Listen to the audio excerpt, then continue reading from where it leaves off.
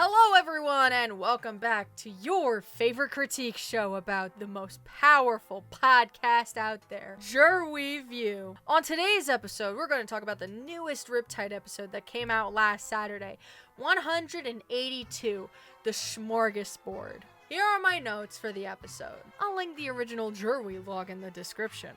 In this episode, the Riptide pirates meet a new character, Dandril the Half-Orc Warlock, played by guest Schmengus, at a new place in the Viridus Sea called God's Menu. They go there because they saw a flyer at the closest sea mart for a food competition. And Chip and Gillian wanted to join. Well, Chip wanted to join and subsequently got Gil to join, so Jay couldn't say no. When they got there, all goes as smoothly as it can for the pirates. They enter the Hippodome, as Grizz eloquently put it, and they are immediately met with a bunch of food stalls and small carts dotted around. It's like the entire island is the arena. After walking around, seeing some of the competition, and a few bad perception checks, they finally get up to the sign-up booth, where in front of them is Dandril the Half-Orc. Schmingus' intro was so fun. Hey, it's me, Schmingus. I'm glad to be on the show with these quirky fellas, am I right? He felt like so in place. Dandril then asked the group if they'd like to become one team, because in order to enter the competition, you need a team of 4 to keep everything fair. The pirates agree after a long time deliberating. Guys, we have to. Yeah, I agree. Yeah, we have to. They fill out the form for the 4 of them and continue to hang out with Dandril, getting his life story. Apparently, he's been on this island for a few months now trying to join the competition, but never got enough people to actually enter. He tells, specifically Gillian, that back home he was the best of the best when it came to food competitions. He came to the Hippodome to put his skills to the ultimate test, but had blown all his money on betting on himself, and when he couldn't enter, you see where this is going? Gillian did try to give him all of his gold, as he does, but Chip stopped him as he was skeptical of the entire story. He lets it go for now. Then, an announcement rings out throughout the entire arena saying all contestants should grab their teams and head to the back rooms. And of course, at the mention of the back rooms, the others go crazy. Haha, funny back rooms. We've heard it before. -1 point for overused joke. They get to their designated room and see a standard dressing room. Noted that it was very similar to the room on Joaldo during the Paramount Champion arc, except there was another door opposite the one they entered in. Actually, I have the note right here. LMAO, the Baron is back. Remember that, Cat? I don't know, I was typing fast while I was at work. In this room, there was a list of food that will be in the competition, most of which the Alba Trio has never heard of. But Dandril comes to the rescue by telling them that each competition has a theme, and tonight's is pastries. At this point, Jay starts to pick up on the inconsistencies with the entire event. How you need a team of 4 to enter. The food's always changing. So she asks, this is a food eating competition, right?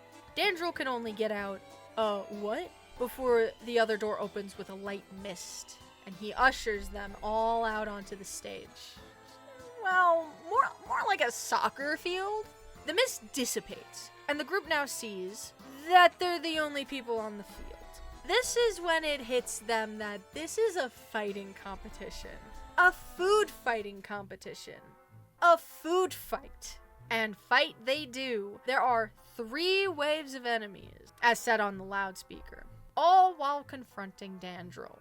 First wave was a horde of mini drakes, flavored as Drake's cakes, like yodels, ringdings, and devil dogs. Personally, I think they took a bit too long with this part versus the other segments of the episode, but the visual of them fighting a bunch of small little pastries will never not crack me up. I think that makes up for it. Between the waves, they stayed on the field, a few minutes of respite, and they questioned Dandril. They asked why he wasn't up front with what this competition was about, which he retorted with well, you didn't actually ask, did ya? in a rather agitated or otherwise nasty tone. They only got that one question before they were pulled into the next fight. The second wave were snowmen made out of Twinkies, Zingers, Ding Dongs, and they were throwing snowballs.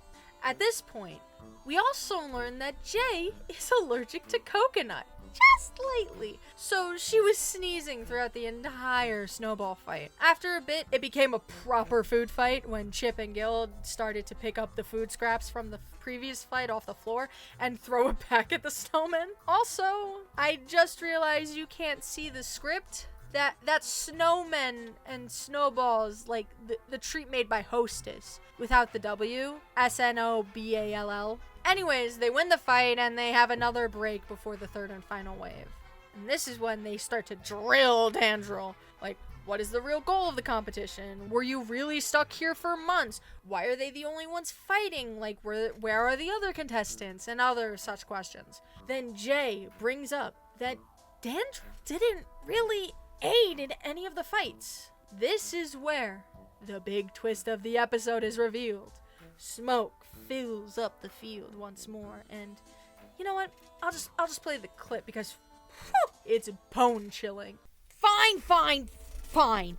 Yous want some answers? I'll give you some. All my life I was small. A genetic anomaly, the doctors said, and my parents profited off of my misfortunes. They's even had a bakery and used me as the mascot. They named the whole thing after me. Do you think that helped me feel better in the slightest bit? Not at all. I never felt like I fit in anywhere, especially in school where all the other kids would make fun of me for being the mascot. It didn't help it was an all-girls school, so when puberty hit, all hell broke loose. I became angry, destructive, and... Oh shit, he's transgendered. That's right, I'm transgender. Throughout all of school, I made one single friend, Jessica. She helped me through it all. With her, I got through that place. I transitioned. I got big. Then we took over the school and made it into this. And he motions around himself to the stands, to the field, to all of it, really. A fighting pit where I always win. I get weary travelers to come here just to lose both the fight and their minds. There are subtle magics coursing through this place, spells only few can achieve. But with the help of Jessica, or as most people know her as, the Archdevil Jesseret, I have the ability to make such enchantments. These magics in particular places an illusion in every loser's mind to make them believe that they're on the open seas living their best lives, all the while their bodies are here in the stands cheering me on, and the crowd screams in hurrah of me. They roll down banners of me and Jesseret, kinda like the Theseus fight in Hades. There is one banner of you guys, but it's really, really small and behind the pillow over there, so you can't really see it. So now, it's about time for that third wave, wouldn't you say? I wonder what that could be. I won't keep you hanging. It's me. Little Debbie no longer. Now, it's Big Dandrill! I got the goosies. That twist, having the guest be the villain of the entire episode, genius. I don't care if it was Grizz or Schmingus's idea, I give kudos to you. And Dandrill's backstory is so touching. Gillian is moved at least. Chip and Jay, not so much.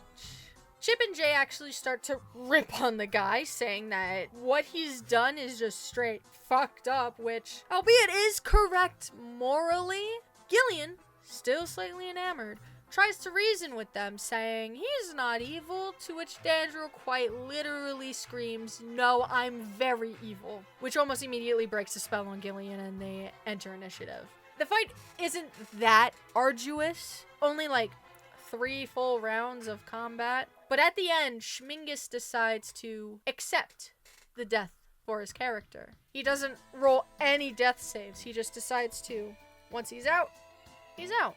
which, honestly, respectable. He starts to give out his dying monologue that every villain has, but then the island starts to shake like an earthquake.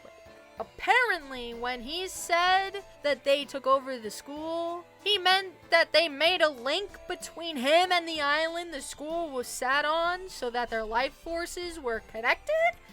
And when you take one out, the other soon follows. So the island is now sinking into the ocean, and they enter a chase to get back to the ship. It takes another 4, almost 5 full rounds to get back to the docks. Remember when they made the backrooms joke? That became real for a hot second, and they spent 2 whole rounds trying to figure out a way through the pseudo maze until Jay finally figures out, hey, the whole island is going down.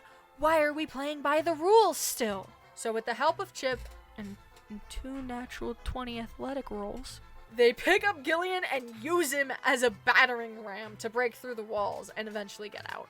When they do finally get back on the Albatross and start to sail away, they look back to see the giant hippo head that kind of surrounded and encapsulated the whole island snap close and goes under the surface of the water as if nothing was there in the first place. At the end of all that, Chip looks to the camera and gives us the classical sitcom ending of a line.